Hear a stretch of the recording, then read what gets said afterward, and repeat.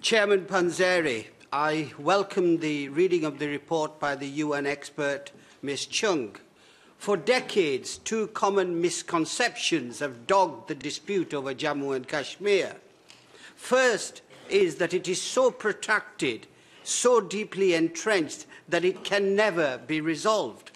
The second is that it is purely a bilateral matter, a private row between India and Pakistan, not a matter of concern for the rest of the world.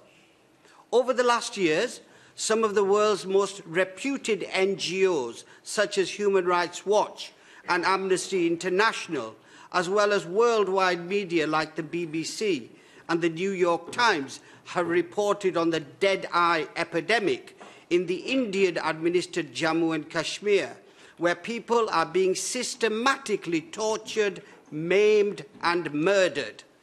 But all that was before the first ever report on the human rights situation in Kashmir that was released last June by the Office of the United Nations High Commissioner for Human Rights.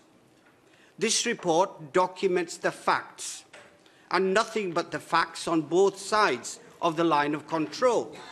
On the one hand, this report confirms impunity for grave human rights violations and lack of access to justice in Jammu and Kashmir.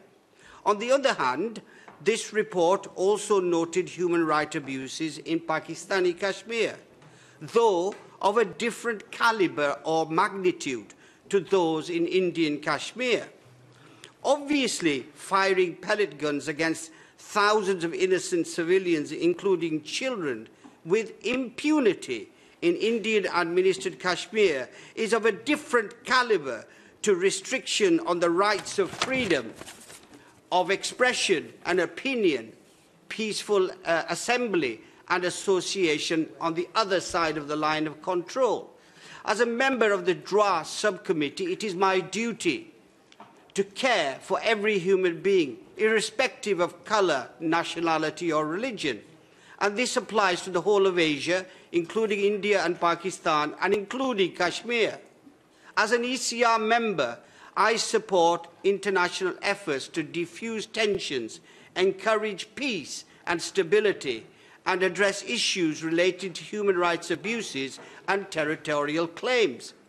I can only therefore welcome this first ever UN human rights report on Kashmir that calls for international inquiry, and congratulate the DWA chair and the DWA as a whole for finally including this matter on the agenda.